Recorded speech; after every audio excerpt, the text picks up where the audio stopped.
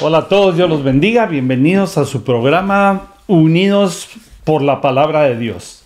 Estamos estudiando la Biblia, escudriñándola y yendo un poquito más a fondo desde hace unos 2 meses cada miércoles. Y la razón es porque a la mitad de la semana decidimos parar nuestra oración de cada día a las 7 de la noche, hora de California, para estudiar las Escrituras, para tener no solamente durante la semana que darle al Señor, pero también recibir de su palabra. Entonces hemos estado estudiando en las últimas 2 semanas cómo muchos que pareciera que no fueran dignos, o más bien dicho, no eran dignos de sentarse a la mesa con el Señor Jesús, se sentaron. Y nosotros pues quedamos representados por ellos, por estos personajes que indignamente se sentaron a la mesa del Señor y el Señor les cambió la vida. Entonces nosotros también, que no merecemos acercarnos a la mesa del Señor, nos acercamos y el Señor va a transformar nuestra vida. Porque ya vimos en los últimos 2 estudios, las últimas 2 semanas, lo que significa la mesa y todo lo que había. Pero en resumen vamos a decir que la mesa es un altar y es un lugar donde está la sangre del cordero, donde están los panes, porque cuando vemos la última cena, ahí el Señor levantó la copa y dijo: esta es la copa de mi sangre, la que va a ser derramada por el perdón de pecados. Pero la sangre nos limpia, nos perdona y nos protege. Y en la mesa el Señor nos organiza la vida y nos la ordena. Entonces vamos a ver qué grupos de personas se sentaron a la mesa con el Señor, que nos van a representar a nosotros. Y vamos a ver, aunque tal vez no sea todo cronológicamente expuesto, es decir, no cronológicamente en el sentido que así fueron los eventos, tiempo a tiempo, sino que vamos a ver que por alguna razón estos grupos quedaron organizados así. Y no es que esto sea un consenso de todo el mundo para poner quienes se sentaron a la mesa con Jesús, pero basta con que tú estudies, porque estos que te voy a presentar no son los únicos grupos que se sentaron a la mesa del Señor. Tú puedes hacer una búsqueda en tu aplicación de la Biblia, por ejemplo, y puedes encontrar con una búsqueda de una concordancia de la misma aplicación, vas a encontrar qué grupos se sentaron a la mesa o qué personajes. Entonces el número 1 del que vamos a ver hoy es Juan capítulo 12. No pretendo enseñarte los 8 de una vez este día, pero sí por lo menos unos 2 o 3. Entonces dice Juan capítulo 12 verso 1: 6 días antes de la Pascua vino Jesús a Betania, donde estaba Lázaro, el que había estado muerto. Este es hermano de María y Marta, ¿verdad? Y a quien había resucitado de los muertos. Y le hicieron ahí una cena. Marta servía y Lázaro era uno de los que se sentaban a la mesa, de los que estaban sentados a la mesa con él.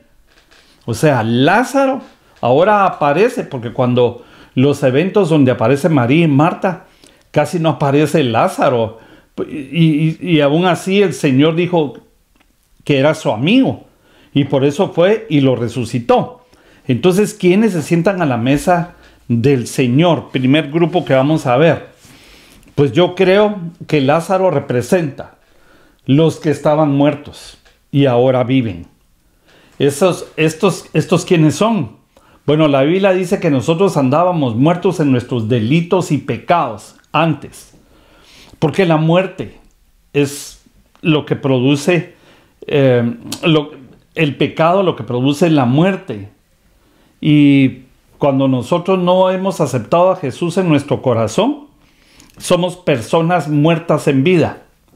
Digamos que aún en el Antiguo Testamento tuvieron que hacer sacrificios con animalitos que apuntaban al Señor. Por ejemplo, degollaban o entregaban para degollar y derramar su sangre a un cordero, a una ovejita o a un toro. de todos los animales limpios y se traía el sacrificio. Y esto era representativo del derramamiento de la sangre que habría de venir del Señor Jesús.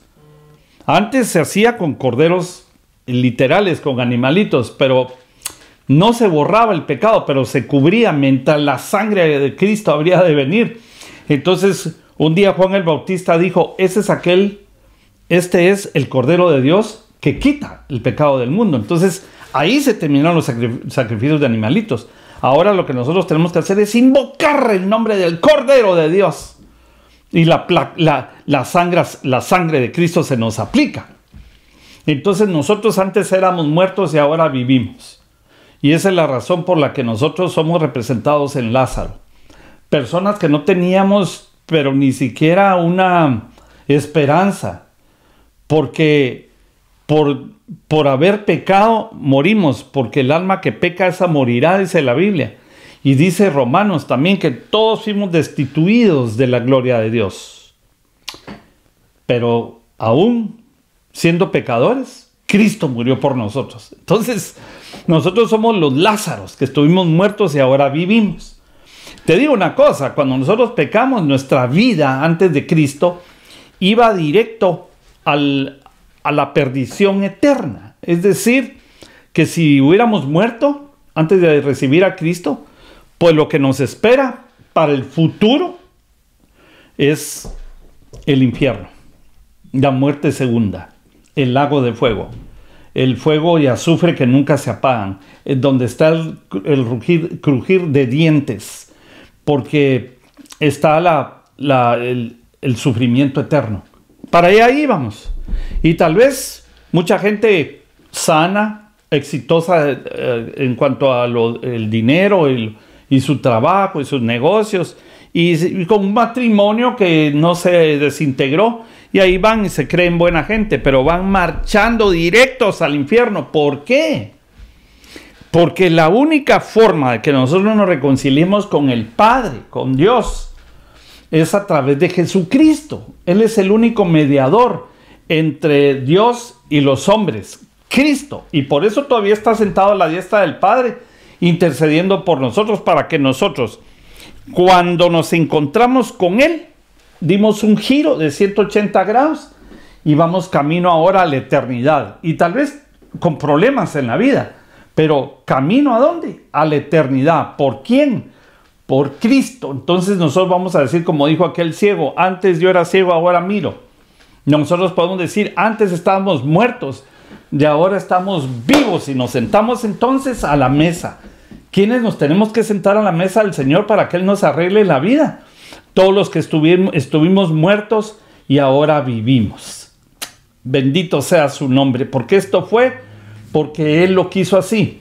Porque Él hizo el sacrificio sin pedirnos permiso, solo para presentarnos ese plan de salvación y que nosotros lo aceptáramos. Ni siquiera esperó que naciéramos para Él hacer el sacrificio. Lo hizo hace 2000 años por ti y por mí. Y ahora, con solo tú y yo confesamos a Jesús con nuestra boca, que es el Señor, y creemos en el corazón que el Padre lo resucitó entre los muertos, somos salvos. Eso dice Romanos 10, 9, 10. Ese es el plan de Él. Él es Dios, Él así lo quiso, y yo lo acepto. Y lo acepto con gozo, con amor. La Biblia dice que Él nos amó primero y por eso nosotros lo amamos a Él. Ay Dios, entonces todos los Lázaros que andábamos muertos en vida, hasta el mismo Adán, que pecó, desobedeció y se murió por dentro. No cayó muerto, pero ahí le empezaron a tomar el tiempo en el cronómetro. Y un día, después de 600 y algo de años, se murió físicamente, literalmente. Estaba perdido. Pero en el ínterin tuvo que haber hecho sacrificios para el Señor. De hecho, el primer sacrificio que tal vez se hizo fue el de aquel animalito. Fíjense ustedes, miren cómo es el plan de Dios desde el principio. Adán se escondió por el pecado y Eva también, y se pusieron hojas de higo para taparse su desnudez. Entonces vino el Señor y les quitó esas hojas de higo y los cubrió con pieles. ¿Con pieles de qué? de animalitos de sacrificio. Tuvieron que hacer un sacrificio de un animalito para poderse salvar cuando el Señor Jesucristo viniera como el Cordero de Dios que quita el pecado del mundo. Entonces, número uno, los que vamos a estudiar somos los que antes estuvimos muertos y ahora estamos en vida. Ahora, solo quiero decirte una cosa, quiero parar aquí un momentito. Si tú, de voluntad, ya le entregaste tu vida a Jesús y lo reconociste como el Señor y Salvador, ya estás hecho, eres de los resucitados. Y por cierto, en el futuro, cuando tú mueras, cuando ya se termine el tiempo cronológico de tu vida, el Señor un día va a regresar y nos va a resucitar. Los muertos en Cristo resucitarán primero, dice 1 Tesalonicenses 4:16. Luego los que estemos vivos nos van a transformar y nos vamos a ir con Él en las nubes. ¿Qué tal? Bueno, entonces nosotros somos los Lázaros, antes muertos, y aunque creíamos que estábamos muy vivos, ¿verdad? Muertos por el pecado, y ahora somos resucitados por Cristo. Por un hombre entró el pecado, que es Adán, y por un hombre entró la salvación, que es Cristo. Por eso a Cristo también se le llama el postrer Adán, el último Adán que habría de venir para salvar a la humanidad. Y gracias a Dios. Si tú ya aceptaste, qué lindo. Si no, yo te voy a hacer una oración para que tú pues aceptes a Jesús en tu corazón y pases a ser de los Lázaros, que antes estábamos muertos y ahora estamos vivos por Cristo. Dile: Señor, me arrepiento de mis pecados, me arrepiento de haber sido tan frío contigo, indiferente, hasta te he rechazado, pero hoy, Señor, conscientemente, yo te confieso como mi Salvador, como mi único Señor y Salvador, suficiente Salvador para la eternidad. Y creo que el Padre te resucitó entre los muertos. Y gracias, Señor, porque me lo diste regalado. Y yo te agradezco porque aún sigues orando a la diestra del Padre para sostenerme. Bendito sea tu nombre. Te doy gracias, Señor, en el nombre maravilloso de Cristo Jesús. Muy bien, ahora te voy a presentar el segundo grupo. Y el segundo grupo que tenemos aquí es... Te lo voy a tratar de presentar, te lo voy a tratar de parafrasear, sin embargo te voy a leer algunos versículos. En el libro de Samuel, segundo libro de Samuel 9, 1 y 2, aparece ahí la historia de David entrando de regreso a Jerusalén y entra a la casa de Saúl. Tú te recuerdas que Jonatán era su mejor amigo, era como su hermano, hicieron un pacto, se intercambiaron vestiduras, armas. Era su mejor amigo. Y Jonatán era como su hermano. Pero Jonatán era hijo de Saúl, que a la vez era suegro de David y era el rey de Israel. Entonces, resulta que como Saúl, pues, perdió todo el sentido del llamado que le había hecho Dios, que lo había puesto como rey, pues entonces se puso rebelde con Dios y terminó muriendo en una batalla, junto con su hijo Jonatán. Y cuando entra David, no entró con rencores, viendo a quién mataba. Entró a la casa de Saúl y dijo esto. Dijo David: ¿ha quedado alguno de la casa de Saúl a quien haga yo misericordia por amor de Jonatán? Como mi hermano, ¿verdad? Mi amigo. Yo quiero hacer misericordia y quiero bendecir a sus generaciones. Si queda aquí alguien de la familia de Jonatán o de Saúl, por amor a Jonatán, no tanto a Saúl, yo voy a hacerle misericordia. Y había un siervo de la casa de Saúl que se llamaba Siba, al cual llamaron para que viniese a David. Y el rey le dijo: ¿eres tú Siba? Y él respondió: sí, tu siervo. Me salto al verso 5 y dice: entonces envió el rey David y le trajo a la casa de Maquir, hijo de Amiel, de Lodebar, y vino Mefiboset, hijo de Jonatán, hijo de Saúl, o sea, nieto de Saúl, a David, y se postró sobre su rostro e hizo reverencia. Y dijo David: Mefiboset, y él respondió: he aquí tu siervo. Y le dijo David: no tengas temor, porque yo a la verdad haré contigo misericordia por amor a Jonatán, tu padre. Miren qué responsabilidad es la que tenemos los que somos padres. Lo que bien que hagas tú delante de Dios va a bendecir a tus hijos. O sea, si tú le entregas a tus hijos al Señor y encima tú le sirves al Señor, tus hijos van a ir bien. Bendito sea el nombre del Señor, así dice la palabra, así lo creemos. Entonces dijo: por amor porque yo a la verdad haré contigo misericordia por amor a Jonatán tu padre, y te devolveré todas las tierras de Saúl tu padre, y tú comerás siempre a mi mesa. Ok, entonces ahora solamente paremos aquí y veamos los dos personajes, David y Mefiboset. David representa a Jesús, que es el rey, porque Jesús es el rey de reyes. Y en Mateo 1:1 empieza así el capítulo: Jesús, hijo de David, muchas generaciones arriba, hijo de Abraham. Y muchos le gritaban, como aquel ciego Bartimeo: Jesús, hijo de David. Entonces, David, que es también de la tribu de Judá y que profetizó muchas cosas. Por ejemplo, él cantó un salmo, el Salmo 22, que dice: Dios mío, ¿por qué me has abandonado? Es palabras proféticas cientos de años antes, que cuando Jesús estaba en la cruz y que Jesús dijo: Señor, ¿por qué me has abandonado? Mismas palabras. Entonces David nos va a representar a Jesús y Mefiboset nos va a representar a nosotros, que nos sentamos a la mesa de nuestro David, a nuestro rey, a Cristo. Y entonces nos sientan a la mesa sin merecerlo.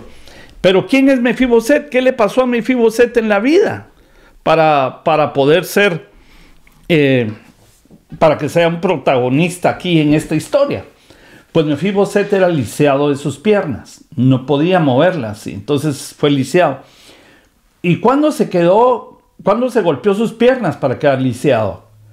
Pues cuando era niño. La Biblia nos enseña, yo no sé si tengo aquí los versículos, espero tenerlos, pero si no, vamos a ver, primero Dios, aquí.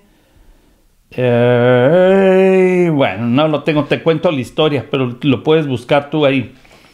Lo que sucede, déjame ver si no lo tengo aquí.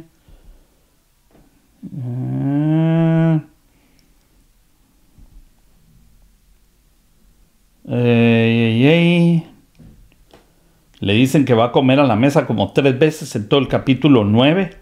Hay que poner mucha atención en eso, ¿verdad? Todo el capítulo 9 aparece como 3 o 4 veces que le llaman a Mefiboset que se siente a la mesa. Ahora te cuento la historia mejor.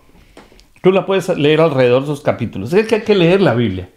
Segundo de Samuel 9, capítulo 9. Y alrededores por ahí está la historia.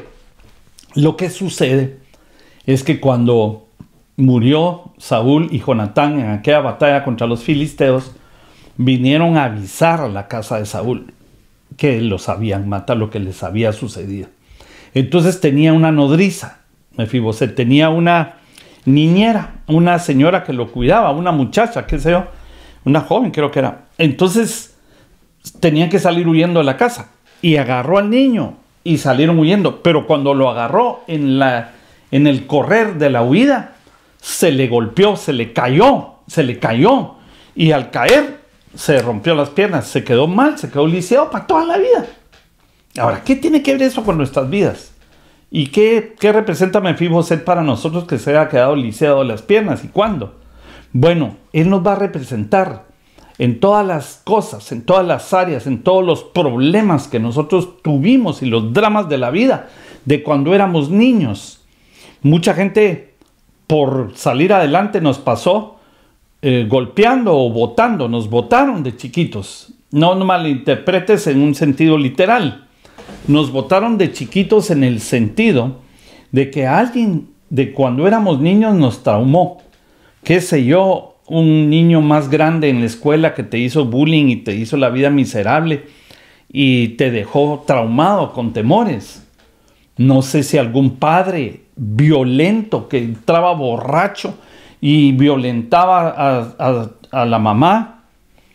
Si alguno me está oyendo y le pasó esto, Tiene que sanar y sentarse a la mesa con Jesús rápido, porque Jesús te va a limpiar y te va a curar esas heridas del pasado. Y que tal vez aprendiste a tenerle terror a las autoridades. Por eso no puedes avanzar en tu carrera, porque los jefes te producen o rechazo, o te producen miedo, o te producen inhibición, vergüenza, o te producen ganas de vengarte. Y entonces tal vez llegaba borracho el papá, le pegaba a la mamá y le pegaba a los niños, tal vez a ti. También representa a muchos que los abusaron sexualmente, emocionalmente, físicamente, desde niños. Eso quiere decir que emocional y espiritualmente los botaron y los dejaron lisiados. Ahora, todos tuvimos algún trauma de niño que hoy nos está repercutiendo, que tal vez nos produjeron fobias, nos produjeron vergüenza, qué sé yo. Entonces Mefiboset nos representa a los que tal vez algunos tuvieron un trauma. Yo no recuerdo, no te pongo un ejemplo mío porque no recuerdo yo algo grave de mis padres o de tíos. Pero tal vez en tu caso así fue. Tal vez un tío te abusó, tal vez el abuelito te trató mal, o tal vez te trataron con indiferencia, tal vez te relegaron, tal vez se avergonzaban de ti, tal vez se burlaron de ti y ¡pum!, te lisiaron. Y te ha costado caminar en la vida. Pero hoy, aquí se terminó. El Señor va a sanar esas piernas lisiadas, emocionales y espirituales que no te dejan levantarte, caminar y avanzar en la vida. Porque llevas el dolor, porque llevas la vergüenza. Pero hoy, en el nombre de Jesús, yo te declaro, en el nombre de Jesús, no por mí, por el nombre de Jesucristo, libre, sano, de toda y sana, de todo lo que te hicieron sexualmente, emocionalmente, físicamente y aún espiritual o religiosamente. Te declaro sano. No eres más una persona lisiada. Hoy el Señor te da el derecho de sentarte a la mesa para que Él te sirva. Porque así es mi Dios. Él te sienta a la mesa para servirte el alimento a la palabra, para limpiarte con su sangre, para darte del vino, del aceite, el aceite y el vino de la unción y de la restauración. Así que, dos ejemplos. Lázaro, que antes estaba muerto y ahora vive. Y Mefiboset, que antes estuvo lisiado y ahora camina. Ese puede ser tú. Yo anhelo con todo mi corazón que el Señor te revele esto, te sane y te dé una vida abundante, sentados a la mesa. Y escucha, cada vez que te recuerde todo eso, corre a la mesa del Señor. No necesariamente ir a tomar la comunión, el pan y el vino. No necesariamente. Ahí también se puede. Pero si no tienes los elementos, no es el momento. Corres tú a una esquinita ahí en tu casa y te metes con el Señor. Él te sienta a la mesa y te da el alimento para que tú puedas vivir la vida abundante que Él te prometió. Que Dios te bendiga, pero te bendiga ricamente a ti y a tu familia. Nos vemos en la próxima.